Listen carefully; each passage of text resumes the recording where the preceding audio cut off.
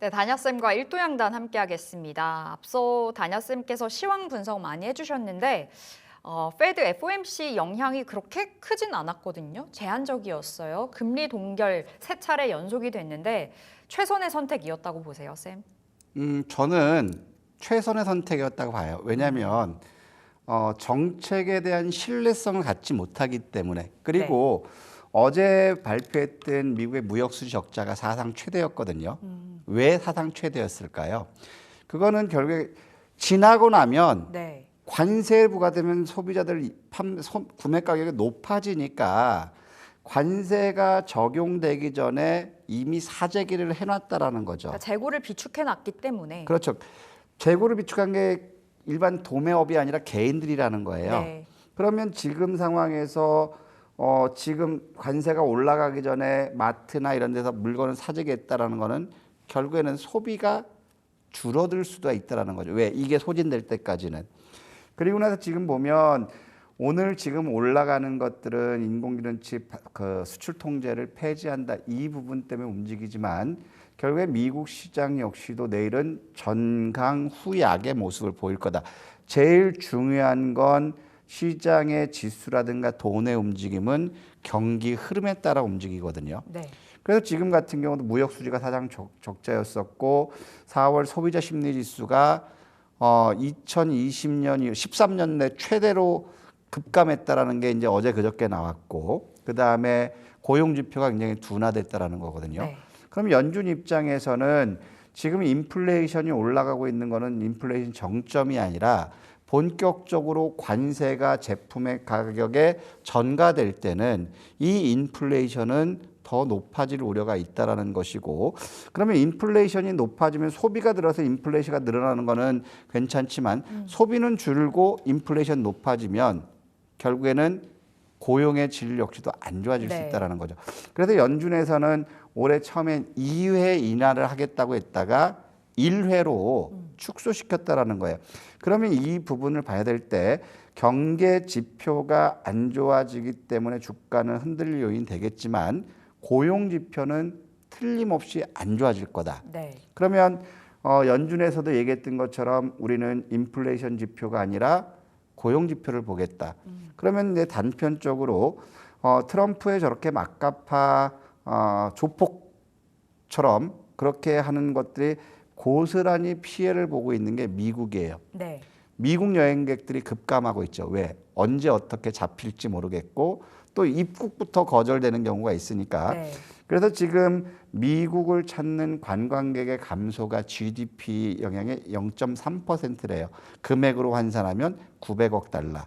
네. 그러면 단순히 수치상으로 볼 때 이게 어떻게 될지 어떤 게 실제로 체감이 안 되지만 지금 미국에서 관광 산업이 굉장히 위축되고 있기 때문에 관광업 종사자들이 해고에 대한 불안감이 높아진다라는 거예요. 그러면 우리나라도 여러분 생각하시면 코로나 때 하나투어라든가 그렇죠. 이런 쪽들이 어떻게 됐어요? 여행을 못 가니까 무급 휴가로 내보냈거든요. 네. 그럼 미국도 지금 방문객이 감소하면 그것처럼 관광 종사자들의 고용이 둔화될 수 있고 실업이 증가된다라는 거예요. 그러면 6월 달에 못 봐갔지만 저는 고용 지표가 5월 달 지표, 6월 달 지표가 시장의 전 기대치보다 더 안 좋게 나왔을 때는 충분히 저는 금리 인하 시그널 나올 수 있다.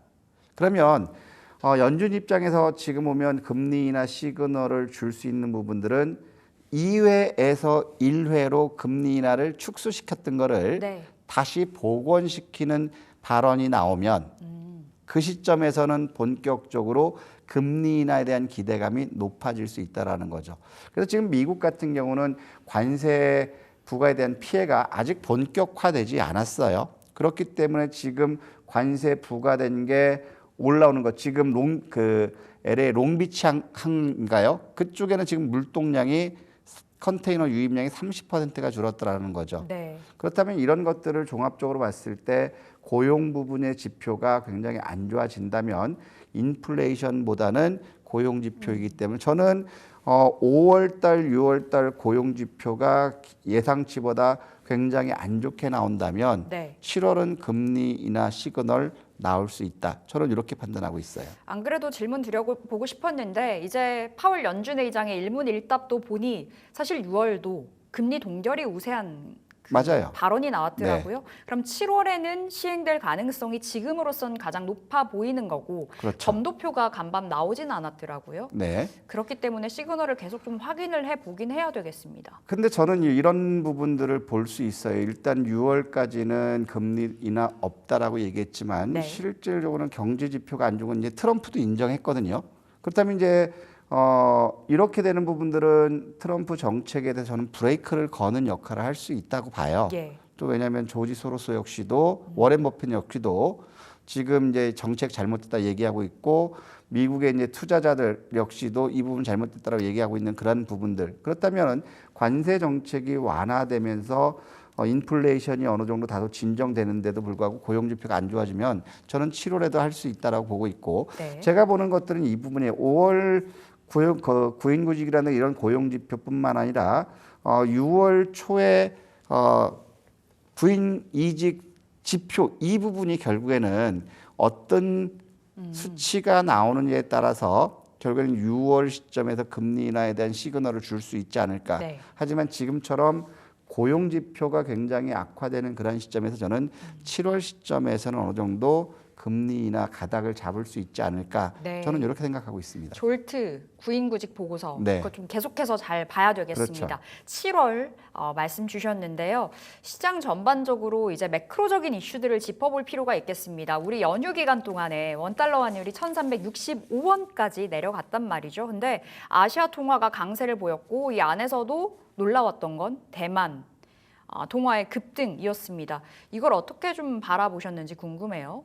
지금 이제 뉴스에서 나오는 부분들은 이제 대만 화폐 가치가 급등했던 부분은 제2의 플라자 합의 쇼크가 아닐 거냐 이런 얘기가 나오고 있어요. 이게 뭐 시장에 제대로 알려지지 않은 밑에서만 도는 이야기인 거죠? 그렇죠. 밑에서만 나는데 중요한 건 저는 이 부분으로 한번 보고 싶은 게 뭐냐면 지금 상황에서 우리가 이제 지금 외환 시장이 급등했던 부분들은 첫 번째로는 이제 미국의 금융 시스템에 대한 시장의 불확실성이었다라는 거거든요. 네. 왜냐하면 지금 트럼프 입장에서는 강달러를 고집한다고 했지만 실질적으로는 강달러가 아니고 약달러로 왔어요. 그리고 나서 더 큰 부분들은 뭐냐면 트럼프가 생각했던 거랑 반대로 국채 가격이 떨어지기 시작했거든요. 예. 국채 가격이 떨어지면 결국에는 미국 채권 10년물이건 30년물의 채권을 보유한 기업 그 국가 입장에서는 국채를 사는 게 아니라 국채를 파는 그러한 국면이기 때문에 트럼프 경제 정책에 생각했던 거는 반대로 나왔던 거고 그다음에 이 부분을 한번 보여드리고 싶은 거는 자 이게 한국의 신용 부도 위험 달러 기준으로 나왔던 거예요. 네. 지금 요 화면을 보면 지저분하게 움직였던 게 지금 크레딧 디폴트 수압이 높아진다라는 거 그만큼 위험 프리미엄이 높아진다라는 거. 이 시점에서 봤을 때 한국의 위험 프리미엄이 높아졌던 4월 9일 시점으로 봤을 때는 정치 리스크가 한 번 더 네. 컸고 그다음에 한국의 경제 성장률을 지속적으로 떨어뜨리는 그러한 상황이었거든요. 근데 어느 정도 정치 리스크가 해소됐고 그다음에 미국 국채 가격이 떨어지는 그러한 시점에서 봤을 때 원화가 달러에 대한 그 위험 프리미엄이 결국에 여기서 보시면 28.03이었던 게 45.01까지 급등했기 때문에 원화 가격이 낮아졌던 건데 자 이게 4월 9일 이 기점으로 해서 리스크 위험 프리미엄이 4월 9일에서 5월 2일 날로 왔을 때는 31.06으로 약 30%상 급감했다라는 거죠. 네. 그러면 아직까지도 아시아 통화는 경제 성장 둔화를 기반으로 해서 미국의 국채 가격이라든가 금리에 따라서 민감하게 작용할 수 있지만 결국 제 주관적으로 보는 시점에서는 트럼프의 관세 정책은 실패했다. 그렇기 때문에 원래 아시아 화폐가 통화 가치가 제자리를 찾아가는 그러한 과정이 아닐까. 저는 이렇게 생각하고 있습니다. 제자리를 찾아가는 네. 거다라는 게 결론인 것 같은데, 자 그럼 원달러 환율 원화 가치 강세가 나오면서 이제 외국인들의 자금 유입이 될 수 있는 배경이 만들어지고 있다, 이렇게 말하고 있잖아요. 네. 외국인들의 컴백은 진짜 언제쯤 유의미하게 들어올지도 궁금하고, 최근에 환율 뚝 떨어졌을 때 코스피에서 3,400억 원 사들였거든요. 네. 의미가 있겠죠. 저는 의미가 있다고 보는 게 4월 달 마감 시황에서 말씀드렸던 부분이 4월 한 달 동안 코스피에서 외국인들이 13조 원 이상을 매도했어요. 제가 지금까지 98년부터 봤을 때 월 평균 13조 원을 매도한 건 흔하게 보진 못했거든요. 네. 그렇다면 일단 공매도도 있었고 한국 경기 둔화라든가 정치 리스크 이런 것들을 다 감안해서 13조 원을 매도했는데 뭐라고 말씀드렸냐면 5월은 외국인들이 순매수 전환할 수 있는 여건들이 될 수 있다. 그렇기 때문에 우리가 5월은 적극적으로 투자하자라고 말씀드렸던 이유가 거기 있는 거고, 또 두 번째로 봤을 때는 뭐냐면 이제 지금 시점에서는 한국 역시도 이제 정책에 대한 것들이 명확하게 나와 있어. 지금까지는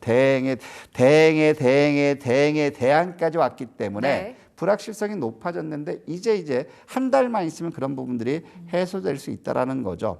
그렇기 때문에 이런 것들을 감안해 봤을 때 물론 여러 가지 변수는 있을 수 있겠지만 저는 지금 원엔 같은 경우도 원래 880원, 930원에서 왔다 갔다 했던 게 네. 불과 한 달 만에 1028원까지 갔다 왔어요. 그렇죠? 그다음에 원달러 환율 역시도 1340원, 1350원 있던 게 1450원대까지 갔다 왔단 말이에요. 그렇다면 이런 것들을 이제 종합적으로 보면 정책에 대한 불확실성이 어느 정도 줄어들고 시장 기능이 정상화되는 그러한 국면이기 때문에 저는 아시아 통화주들도 결국에는 큰 문제는 없을 것이 보고, 원화가 강세를 보면 단순 하나 흥미된 부분이 뭐냐면 그동안은 원화의 약세로 인해 수출주들의 실적이 좋았는데 네. 수출주들의 실적이 다소 둔화될 수는 있어요. 하지만 저는 반대로 우리 같이 수입하는 상황에서 수입 물가를 떨어뜨리는 그러한 국면이기 때문에 어느 정도 소비에는 어느 정도 도움이 될 수 있지 않을까. 그렇기 때문에 저는 지금까지 외국인들 매도, 그다음에 정책의 불확실성, 성장률 둔화 이런 것들 때문에 원화가 약세를 보였지만 이제는 외국인들 매수 전환할 수 있는 그런 시점 됐기 때문에 네. 원화는 제가 찾아간다. 특히 제가 내심 기다리는 건 뭐냐면 3월 31일 날 공매도 재개를 하면서 외국인들이 반도체와 제약바이오 2차 전지에서 공매도를 집중 타겟을 했거든요. 네. 그러면 이제 어느 시점에서는 쇼스퀴즈라든가 이런 부분이 될 수 있는 그런 국면이기 때문에 5월 시점에서는 외국인들의 매수는 좀 더 늘어날 수 있지 않을까. 그래서 우려할 필요는 없지 않을까. 네. 이게 제 주관적인 생각입니다. 그 관점에서 이제 5월은 적극적인 수익 네. 추구의 달로 챙겨봐야 된다 말씀 주신 것도 있는 것 같은데, 앞서 중국 부양책 이야기도 해주셨습니다. 192조죠. 네. 192조를 풀겠다. 네. 라는 이야기가 간밤 전해졌는데, 근데 사실 중국 부양책 이번 처음 나온 이야기는 아니잖아요. 근데 부양책 이야기 나올 때마다 관련주들의 시세가 좀 일시적으로 움직였다 봐야 될까요? 장기적으로 움직이진 않았던 것 같아요. 왜 그러냐면 이제 시장은 네. 양회에서 경기 부양책을 그 관세 정책을 앞서면서 양회에서 시장에서 기대했던 것보다 경기 부양을 더 확대했어요. 네. 그렇기 때문에 지수 하락 추정 없는데 그 다음부터 경기 부양 나오는 게 시장에서 기대하는 건 열인데 정부가 얘기하는 거는 3이에요. 그러니까 계속 실망감이 나왔다라는 거죠. 그러면 지금 이제 중국이 193조를 하는 거는 뭐냐면 성장률은 5%대를 유지해야 되는데 중국 역시도 소비가 굉장히 조금 생각보다 안 늘고 있다라는 거죠. 그래서 금리를 낮추고 그리고 소비를 진작시키고, 금리를 낮추는 거는 결국에는 이제 부동산에 대한 활성화까지도 같이 가는 부분이거든요. 네. 그렇기 때문에 이 중국의 경기 부양은 지금 미국에서 떠난 자금이 유럽연합과 아시아, 중국 쪽으로 오고 있는 이런 것들을 감안하면 주가에는 굉장히 긍정적일 수 있다. 그리고 오늘 화장품주들이 같이 움직인 배경도 여기가 있어요. 부양책이요. 192조를 해서 경기를 진작한다, 소비를 늘리겠다.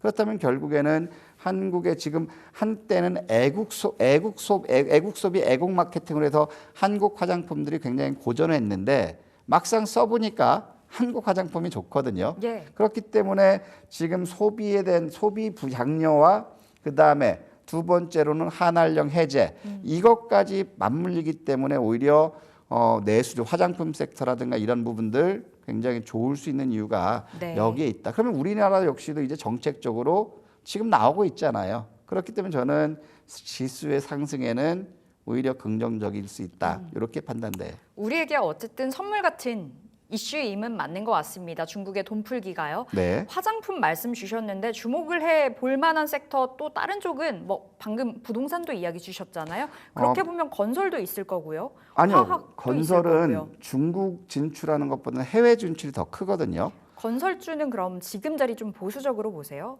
건설은 업황이 너무 안 좋죠. 그렇죠. 업황. 만약에 본다면 수출이 증가되고 있는 현대건설이나 이런 쪽들은 이제 볼 수 있겠지만 건설 업종은 저는 네. 그렇게 보지 않고 대신에 지금 보면 어떤 쪽이 미디어 콘텐츠 좋잖아요. 결국에 사실 중심은 미디어 콘텐츠. 그렇죠.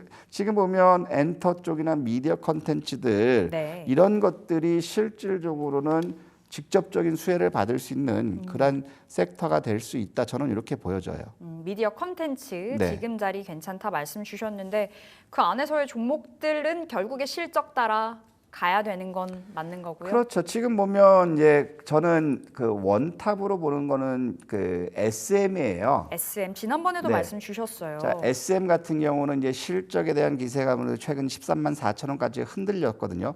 그러면 이게 부담스럽다. 그러면 실적이 덜 나오는 게 JYP. JYP 상대적으로 주가의 위치도 좀 더 매력적이지 않을까? 그렇죠.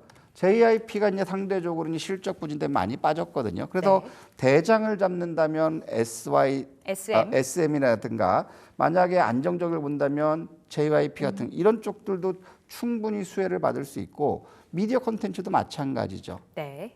이런 것들 역시도 같은 맥락에서 여러분들 접근하면 저는 좋을 것 같습니다. 알겠습니다. 전반적으로 오늘 거시적인 부분부터 이야기 다 나눠봤습니다. 다녀쌤의 일도 양단까지 함께 해봤는데요. 자, QR코드 나가고 있습니다. 우리 다녀쌤의 정보방 들어오셔서 모든 정보들 그리고 종목에 대한 대응들 함께 가시면 되겠습니다. 자, 저희는 다녀쌤과 함께 인사드릴게요. 내일 금요일 이 시간에 또 만나 뵙도록 하겠습니다. 끝까지 함께 해주신 여러분 고맙습니다.